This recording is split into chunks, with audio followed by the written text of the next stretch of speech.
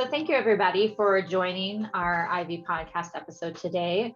Our guest today is Cindi Grace Miller. I had the pleasure of meeting Cindi Grace at the NGLCC conference this year in Las Vegas, and was drawn to her energy and passion for inclusion and inspired by her story. Cindi Grace is an author, speaker, international transgender consultant, LGBTQIA trainer, coach, and therapist.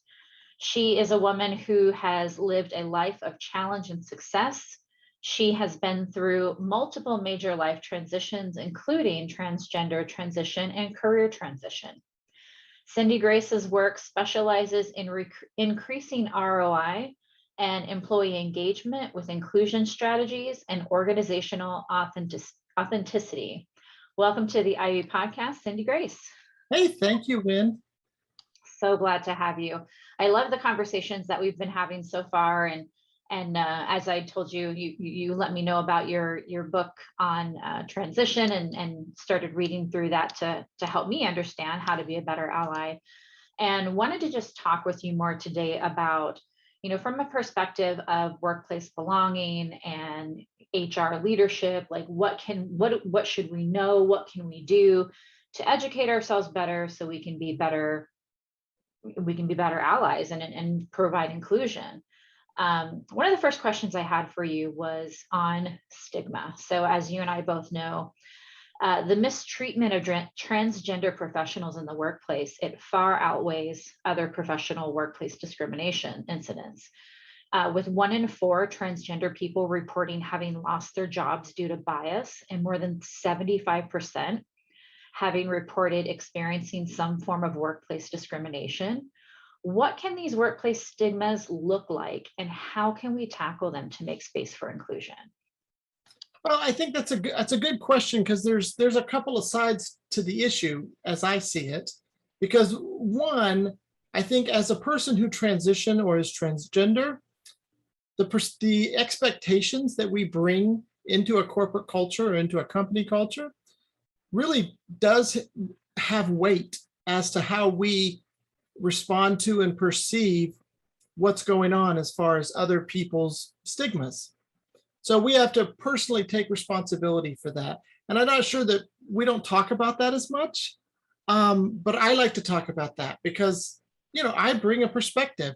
And if I expect you to be XYZ and you're not, then I feel like you have a stigma against me, and maybe you do, maybe you don't, but I never gave you a chance. Now, there are plenty of stigmas when it comes to transgender, and I think that that's largely due to just a lack of education.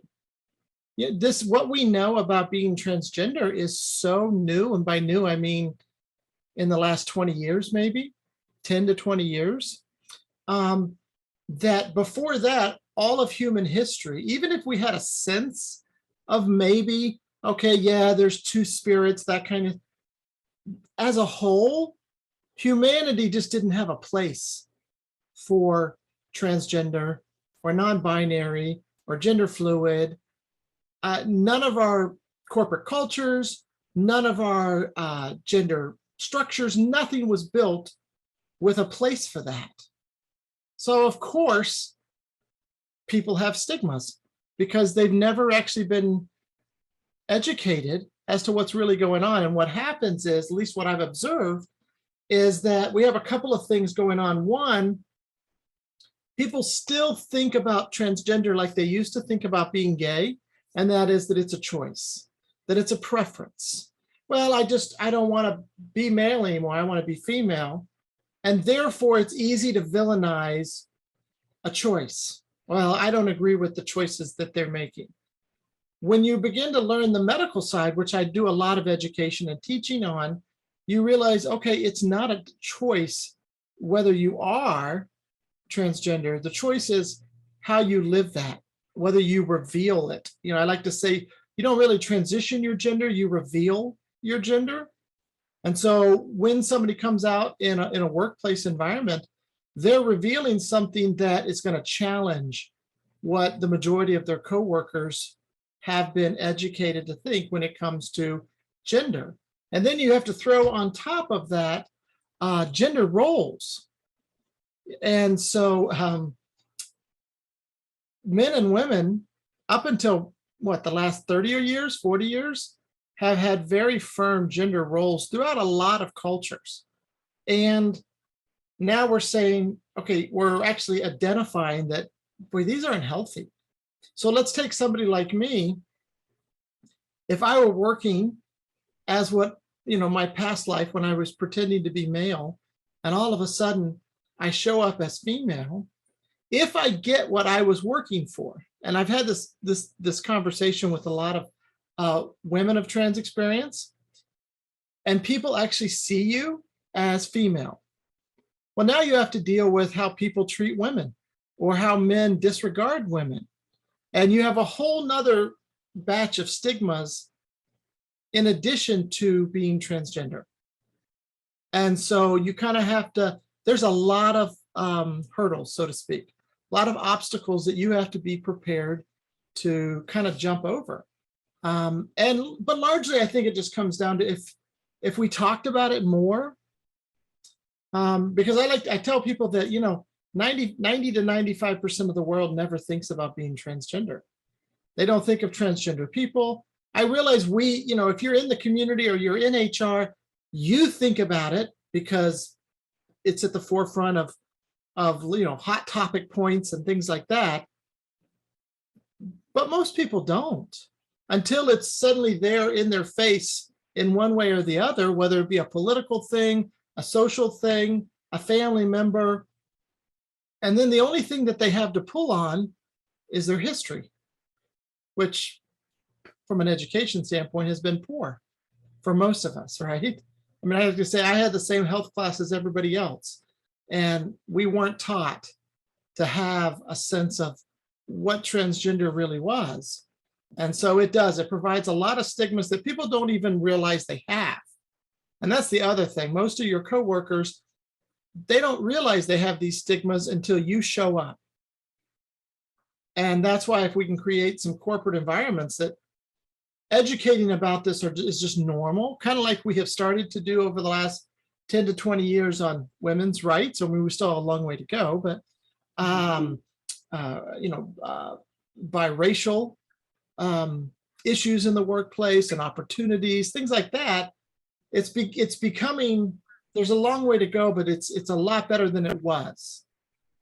And I think the same thing just needs to happen around what is transgender, people who are transitioning, how do they fit within our company culture? Well, and I mean, exactly. And to your point, one of the things I think that I love that you say we don't talk about it enough, because we don't. But to even name, the types of discrimination, like what does that discrimination look like? One of the terms we use a lot in our field is microaggressions. And microaggressions are those slight, not overt insults or snubs at a person or a group of people based on their representation.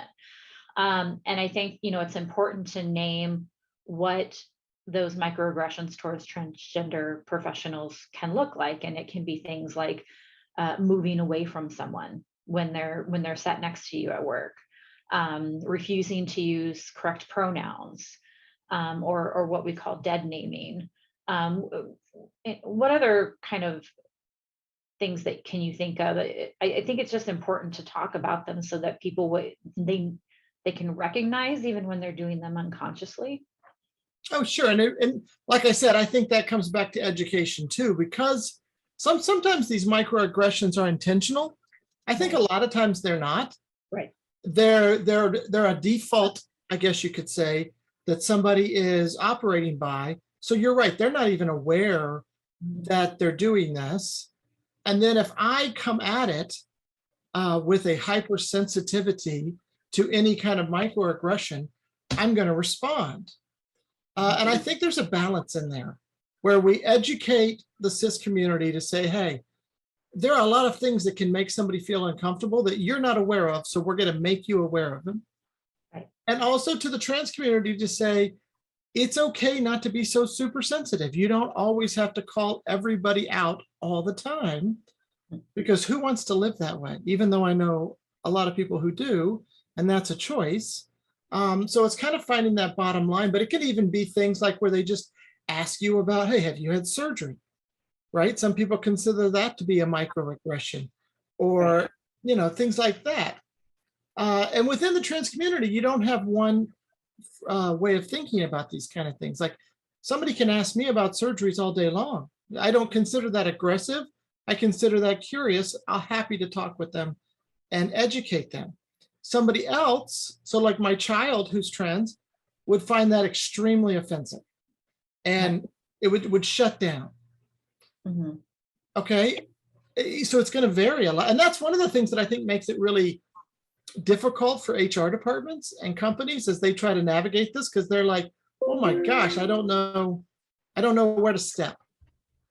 Yeah, well, and I think what's unique in your role is, in your role as an educator, those types of questions, it is more common as those questions come your way because you've taken on that position as an educator to educate others on what it is like to transition and what to think about for transition. One of the things that I was taught, I like this analogy, or maybe not analogy, but I like this process when someone has asked the question too, is like, are we allowed to ask about anatomy? And my response to that is, unless you are planning on being intimate with a person, asking about their anatomy is not appropriate. So unless you're in that situation, unless you're in a situation where you're planning on being intimate, you shouldn't be asking, except for in a area where you are with someone who is an educator of this topic, like yourself. I think I'm going to push you though, and I'm going to push your audience just a little bit here. Yeah. Because part of what I do is I like to kind of push on some of these issues, because here's the thing. Okay, as a woman with my girlfriends, guess what? We look at other women's boobs and we think about them, and we think about other body parts, and we talk about sex, and we these are normal things, and we're not going to be intimate with one another, but we still think about it. And so I think that there is a bit of normality there, and I can tell you that guys do too. Yeah. There is a bit of normality of just thinking, okay, wow, what about those gender organs, so to speak, as we like to frame them. Now, I agree that if you're obsessed with my body parts and we're not intimate, then we need to kind of deal with that because you got other issues. But to simply bring it up occasionally, it's more normal than I think we give it people credit for. It really is. It's just part of our life. And so I think what we need to teach people is, hey, this may seem normal to you, but you need to be a little extra sensitive with somebody who's in the middle of a transition, and I might have been way more sensitive. So like I tell people all the time, I've had surgeries and I have boobs. I didn't always. So when I first started, I may have been way more sensitive than I am now.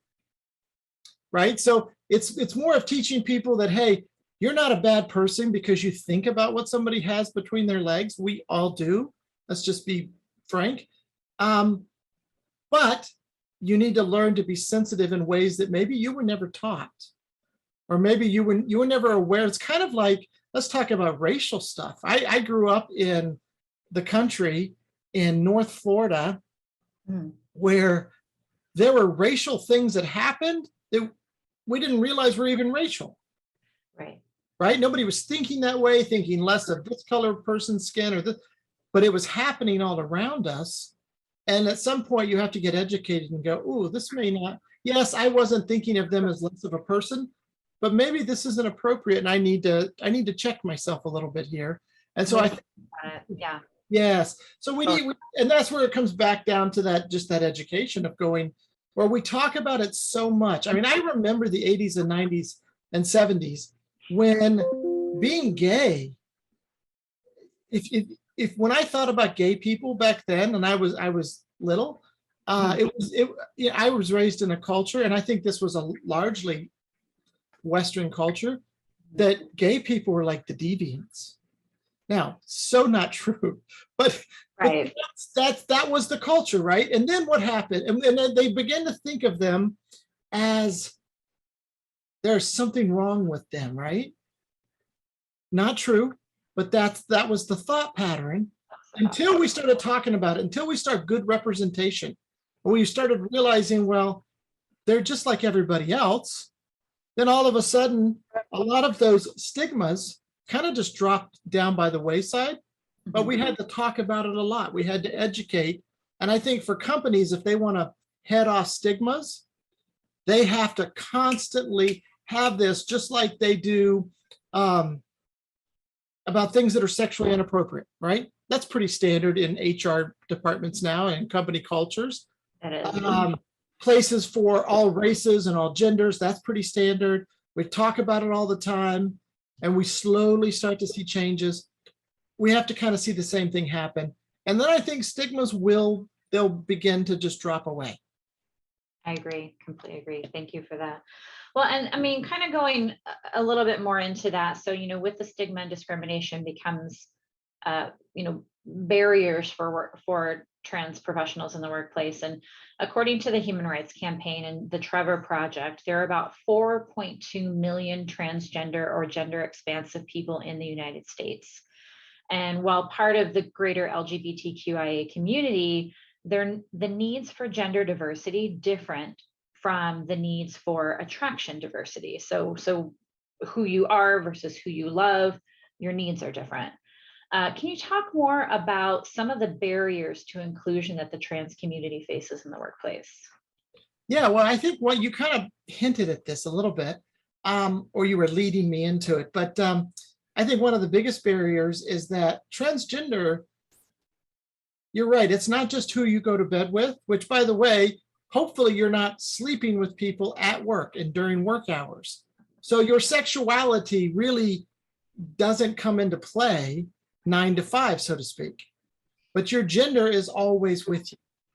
And so when somebody decides that it's time for them to be authentic and to reveal to the world their true gender and live that, they can't choose to leave that in the bedroom or the kitchen, depending on how you work, but they can't choose to leave that somewhere.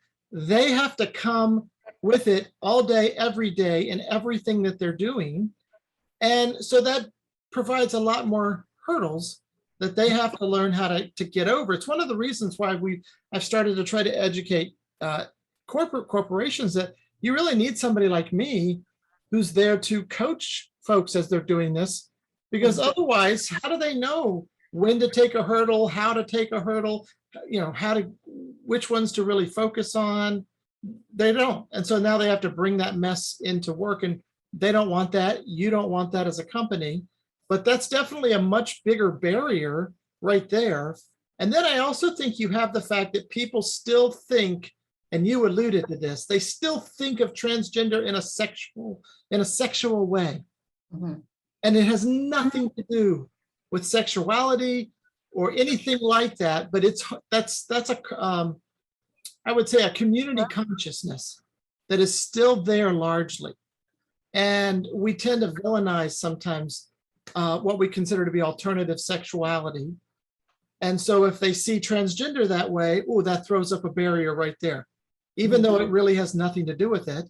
Then you have unequal gender roles, which we still fight with. So like I was mentioning earlier, if I'm coming out transgender and somebody's trans feminine, they not only have the fact that they have to bring it with them to work every day, they have the perceived that it's somehow sexual in nature, but they also have now having to deal with all of the barriers that women have to deal with. Mm-hmm. Right? So it puts all of these barriers in their way, and all they want to do is come to work and do the best job that they can.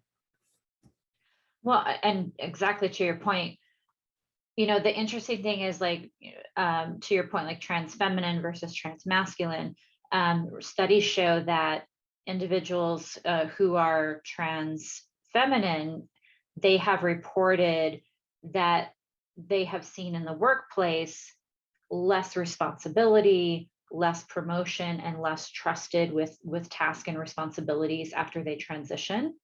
and those that are that transition female to transmasculine tend to be listened more. And it's not, I think we make that a trans issue, but that's really a masculine feminine construct issue. Like, Yes, I love the way you put it, because I think so often we've been saying trans women experience being giving less responsibility and less, but in reality, the way you state is that they experience the issues that women deal with because they are women. exactly. And especially if you get what you want and people actually see you that way, then you're going to have to deal with that. So you overcome one set of barriers, and then boom, you have these next ones. And so what I would tell anybody who's listening or watching this, if they're transgender, but this, I would tell this to HR departments, et cetera, just like any woman on the planet, you just have to show up better prepared and ready to go. And this was highlighted to me.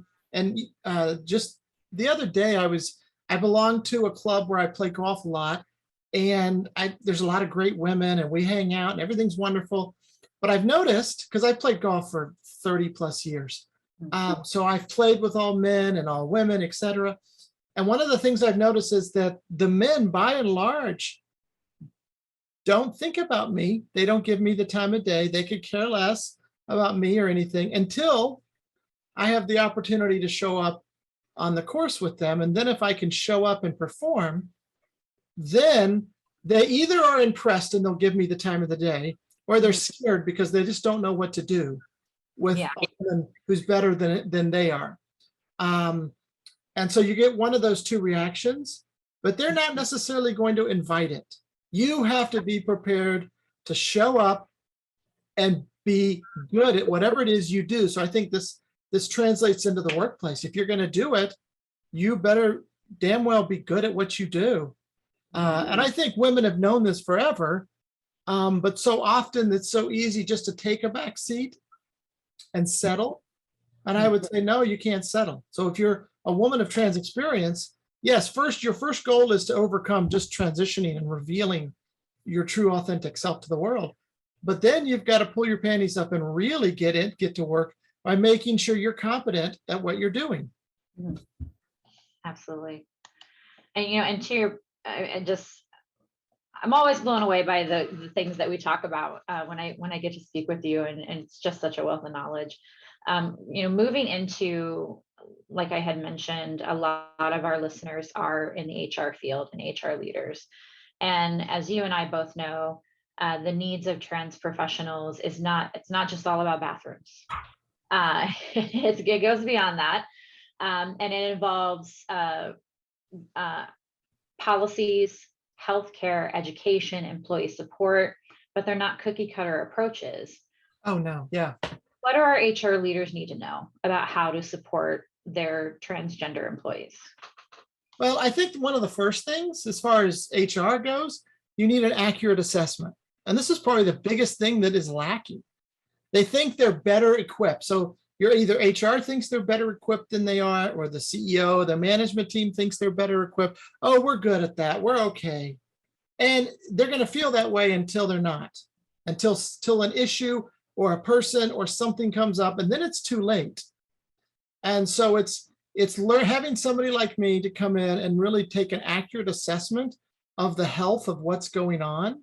And it's no different than when you go to the doctor and you think you're okay, and you realize, oh, I'm not okay, and my cholesterol's through the roof, and this is and that, and you realize, okay, you have a wake-up call. I think a lot of companies need a wake-up call, but the only way they're going to have that is an accurate assessment of knowing, what should we really be working on?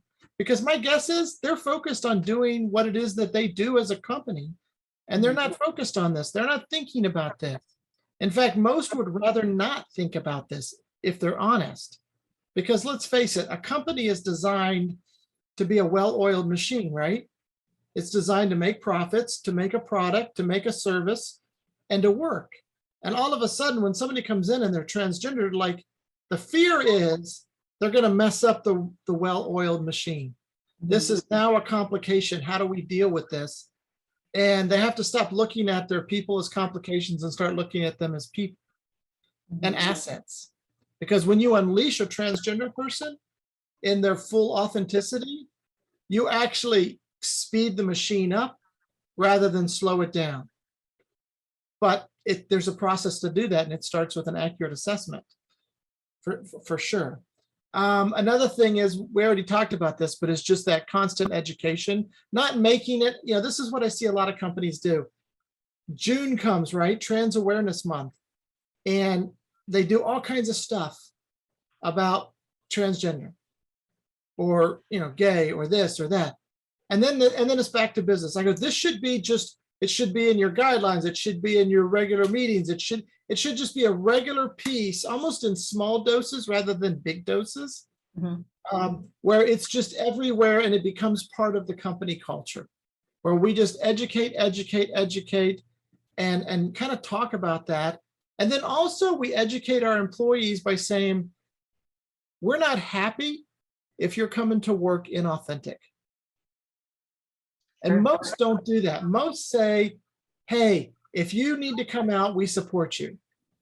That's a different way of saying it that I don't think is as effective as saying, no, we don't even want you to be part of this organization unless you are 100% you. That's what we want. Now you start doing that and you teach it to your management team, to your C-suite employees, all the way down to your base level workers. Now you're going to create a company culture of authenticity. And people are just going to go, yeah, well, of course we want when to be when. That's what we want. We don't want when to be something else. And so it'll just be a natural thing, because authenticity goes way beyond just gender, right? I mean, most people are not authentic. Most people have crutches that they've learned to depend upon to make their life work.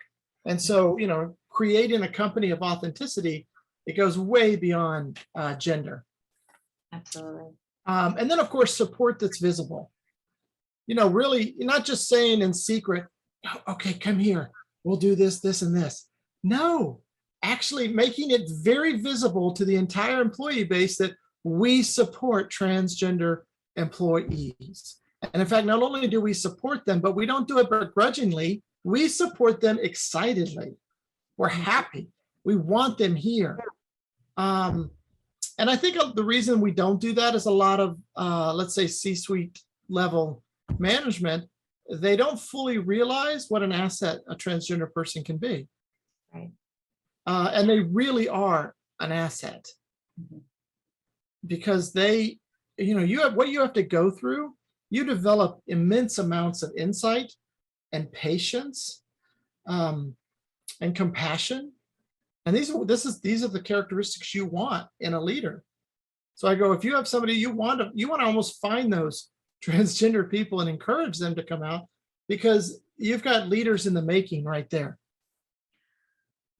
For me, it's always been, one, for the LGBTQ community in general, but primarily for the trans community or the gender expansive community.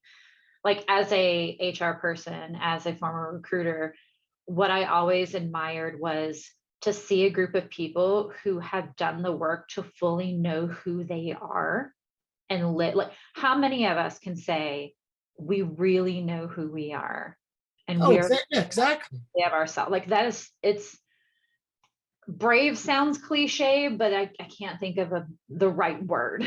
It's that, like, how do you not want to flock to that type of personality, that type of will and productivity of someone who is very confident in themselves, despite what the social norm tells you to be. Yeah, and you know what? I don't have the luxury to not be authentic. Right. Like, once you come out and you go down that path, it's all or nothing. Yeah. So I don't have that luxury. I go, I have to do it, so I'm going to do it well. But 100% of trans employees that I've ever spoken to, after they've transitioned and they're living their life, 100% without any doubt, tell me they're more productive and they are more committed to the company that they're at, Yep. and they just enjoy their job more, and they produce more. Yep. What company wouldn't want that? Right. Well, one of the important things when it comes to workplace belonging and commitment, to your earlier point, sometimes I will hear managers say, well, why can't they keep why can't you just keep your attraction or who you love at home? Why do we need, as an organization, why do we ask that of our LGBTQ and trans community and not of our cis and hetero community? Because as an employee, as a coworker, you want to share your family with everyone. I mean, what do people do? What did you and I do before we got here? How was your We're weekend? talking about life. People want to talk about their life, and we hear reported often that LGBT report that they don't feel comfortable sharing their life because there's a bit of, companies say, we support you being out and being here, but just don't share too much.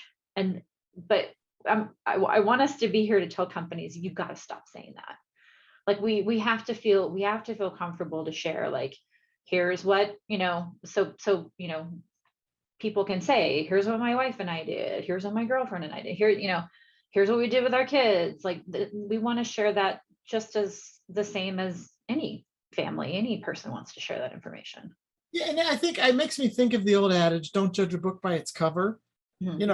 When you live in a world that is largely historically heteronormative, so to speak, as far as, let's just talk about 70% of the population, 80%, whatever. I mean, the LGBT population is huge, Mm-hmm. but there are still way more heterosexual individuals out there. You've got a lot of your traditional models.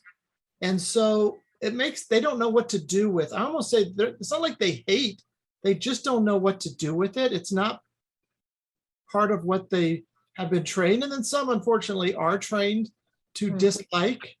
So you definitely get part of that. But, it's tough, not just for them, it's tough for us too. I mean, I deal with this. So I'm married. We've been together a long time, and I transitioned in my marriage. So I'm married to a woman. And as I transitioned, we both realized that neither one of us is lesbian. We're not gay. I'm not, she's not.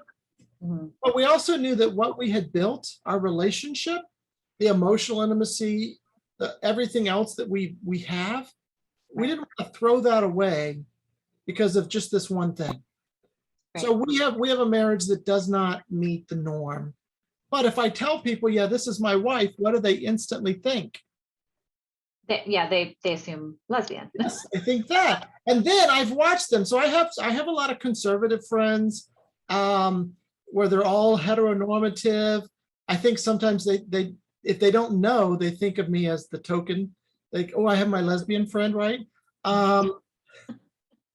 Until they get to know me a little better, then they might realize that's not the case. But and so it's like, well, I don't want to go into a whole dissertation onto why I'm not lesbian and why I'm married to a woman and all this stuff. But at the same time, if we're all talking about spouses, I want to be able to talk about my spouse without them thinking, that I might do this or that in the bedroom. Right. And that's a tough juggling act for both them and me. And that's part of why we just need to talk about it more, so we can realize that we're all just trying to do this together. So let's find a way to do that. And if somebody's not willing to, you don't have to associate with them. Yeah.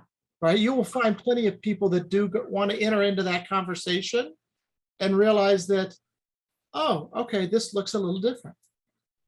Yeah. And I love that. I mean, it's the more we normalize it, the more it becomes part of that bubble of understanding. As by human nature, we try to put others in a category that our brains understand. And that's where that frustration and that what we call social identity theory comes from, is they're trying to figure out, where do you fit in the society that I know, so I know how to interact with you. Exactly. But if they don't know about this section of society that they've not been trained about, then, brain confusion. So we're expanding knowledge so they go, oh, okay, I get it. I get where this. And it really has to come from the top down. Right? Because it's one thing to say, we're going to teach this to our new employees or whatever, but if the management doesn't see this, if the unfortunately largely white male management level, if they don't see this and live it, it's never going to really permeate the corporate culture. Well, and speaking of that, I learned 2 really neat phrases earlier this week. And it was about employee readiness for leadership change and organizational change. And basically, when it comes to employee commitment, there are 2 types of employee commitment. There is what's called continuous commitment, and that is individuals who have invested so much in the company, they'll stay because it costs too much to go. And then there are individuals that they call effective commitment. And those are people who have an emotional attachment to your organization. So they are down with the values and the mission and the goal, and they're staying because they believe in the mission. And the studies show that as an organization, you want more employees with the effective commitment than the continuance commitment.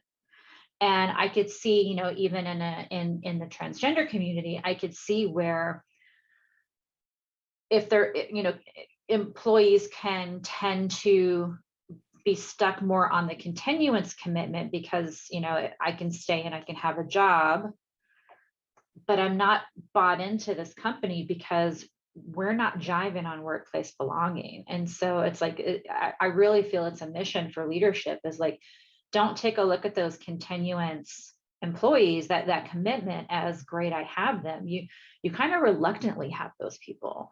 How do you change their attitude? How do you match the values to make more and more employees have that effective commitment? And it really comes down to the leadership standing up for, in this case, the trans community, standing up for those people who aren't being stood up for, and they will be very allegiant to you. I tell the story of when I was in middle school. So I have to be honest with you. I've been around the block a few times. I don't remember hardly anybody from middle school or high school, to be honest with you. Definitely very few names. But there's this one name, Rob Musselman, that always, I could never forgot Rob. Now, you want to know why? Because in 7th grade, and I don't remember the details of the situation, but there were some boys picking on me, and Rob, I was new in the school, Rob was kind of part of the inner circle. He stepped in and said, cut it out, stood up for me, and basically squashed the whole thing. And to this, and Rob and I weren't necessarily best friends or anything like that. To this day, I don't know why he chose that moment to do that thing. But of all the people I've known, why does his name stick out to me? Because somebody stood up for me when I couldn't stand up for myself. And I think leadership of companies have the opportunity to be the Rob Musselmans in people's lives, to stand up for them and say, they have a place here. We've got your back. We're going to provide the resources because we don't want you to just be here because you need a job. We want you to be here because you believe in what we believe in. Yeah. And the more leadership does that, the better their company's going to be. Absolutely. Completely agree. Shifting into healthcare, let's talk more about benefits. Okay. So most HR leaders are familiar with the term gender affirming care, but I'm not sure many people know what that really means. We say it all the time, gender affirming care, but nobody really goes into the detail. I'd love for you to elaborate, and knowing what I know, that you've run a healthcare company for several years, elaborate on what we mean by gender affirming care and what should organizations be looking for in their healthcare options. Okay. So yeah, and so for our listeners, I've been a health insurance broker for a little over 12 years. And before I came out, that was something that I did. And I still have that company and still work somewhat in the employee benefits world. And, gender affirming care is, and I'm going to speak specifically just for adults, because that's what we're going to be dealing with in our companies. It's much more varied than most people realize. Most people go to either hormones or surgery, and that's definitely part of it. And to be honest with you, any health insurance policy that falls under the Affordable Care Act is going to have some coverage for hormone therapy, whether it be male or female, as well as various surgeries, not all of them. Because here's the thing, health insurance companies by and large are for-profit companies. And so they always ask, is it medically necessary? And they're really scared to cover something where they're going to lose their shirt, as any company would be. And so a lot of people go, why do I have to jump through all these hoops? Well, because they, just like anybody else, they want to make sure that it's really medically necessary. Now, I have to be honest with you, with the surgeries that we get, nobody would want it unless it's medically necessary. That's just ignorance, honestly. They don't understand the extreme nature of what we go through.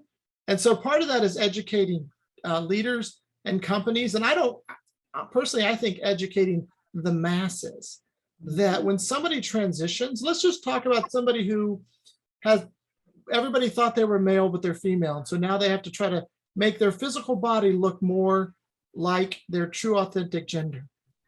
Often they have to go through years of laser or electrolysis on their face. So hormones take care of most of the body hair, but unfortunately, testosterone poisoning causes a lot of the hair growth on the face to be permanent without something like electrolysis or laser. Most insurance policies don't cover that. They see it as cosmetic rather than medically necessary. So this is where I would say, look for a policy that does cover that, that's really trans-friendly. There's a few of them out there.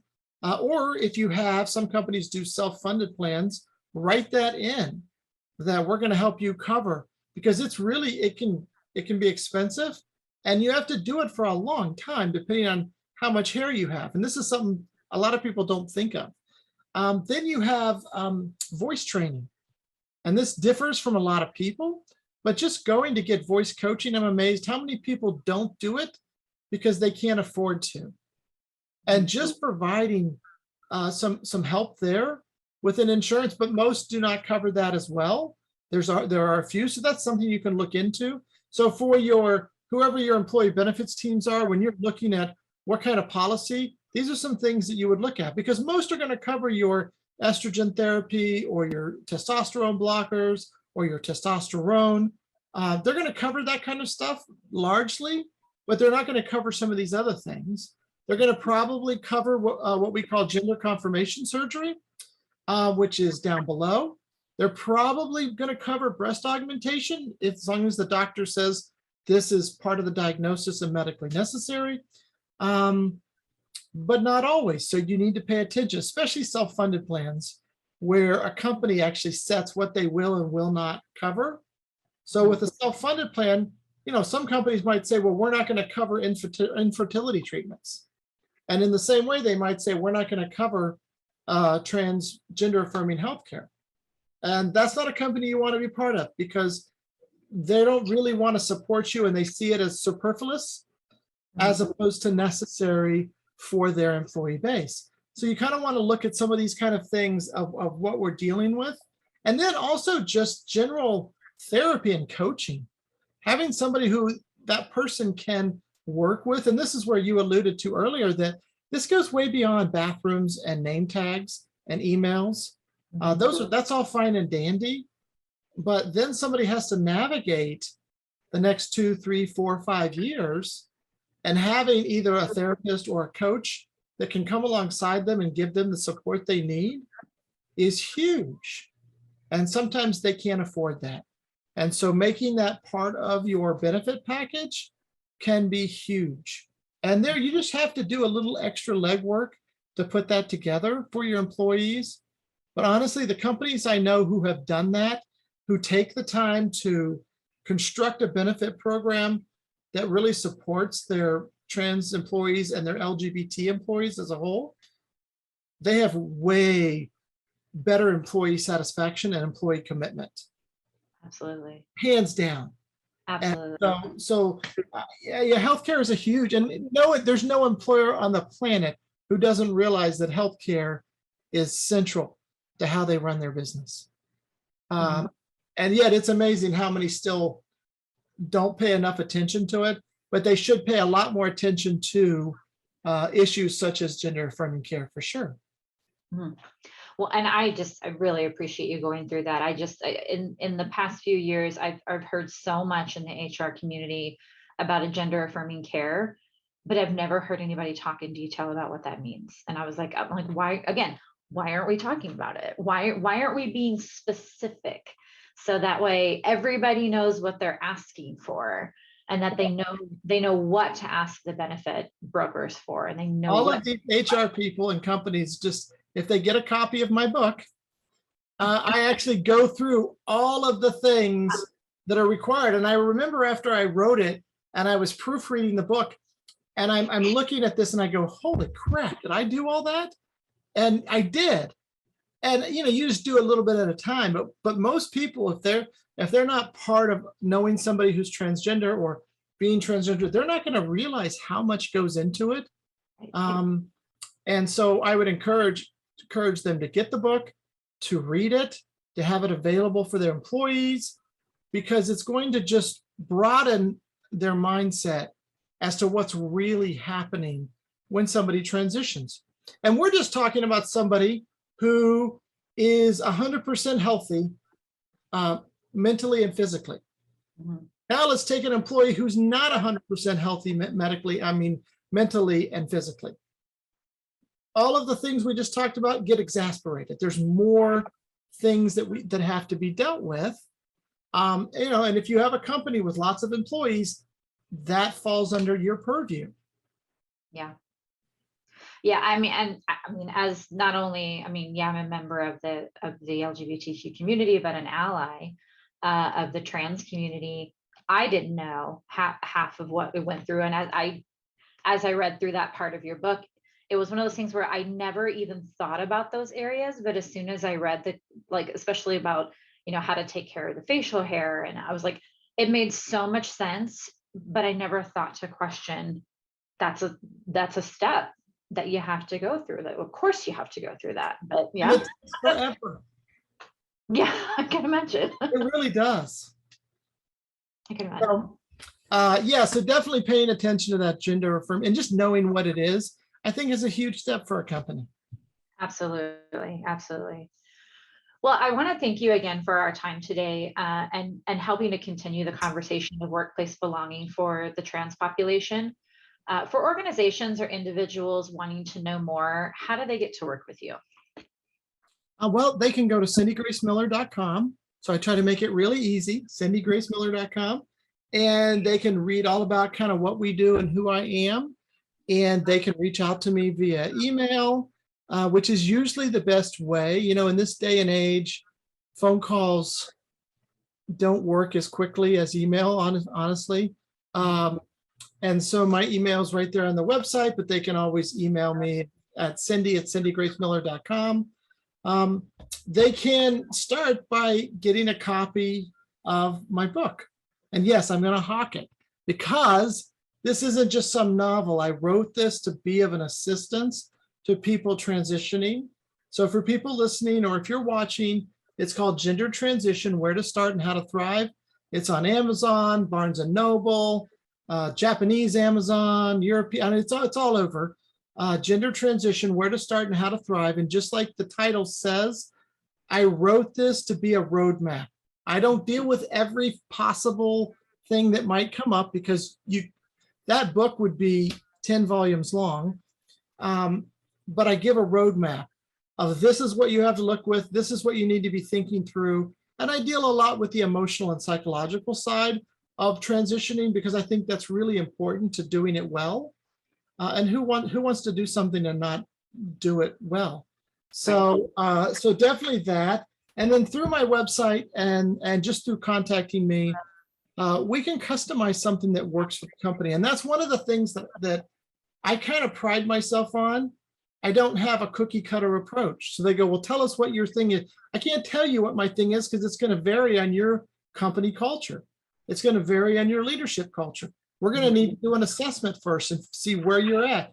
What works for this company may not work for this company. They can also utilize me just for keynote if they have an event. One of the things that I love to do is simply to come in as a keynote speaker or lead a seminar for them or their management team.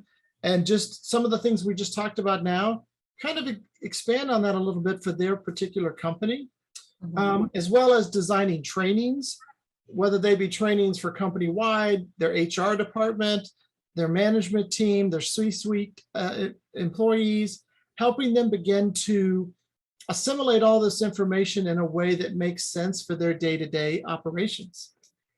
Absolutely. And I couldn't have said it better. Diversity and inclusion is not a cookie cutter process. I wish more companies understood that. Absolutely not a cookie cutter. Yeah, and I know it's easier. I know a lot of friends and other people who have these like set seminars and like workshops, and it's so easy to just to buy that service and have them come in, and now we rubber stamp it and think we've done it. But you haven't. You really need to take the time to customize it for your organization if you really want good results. Yep. And that takes a little bit of a commitment. So. Absolutely wonderful. Again, Cindi Grace, thank you so much for your time today. Really appreciate it. Oh, my pleasure. As you know, I can talk about this all day if I have to. And then if you want to talk about something else, we can talk about that too.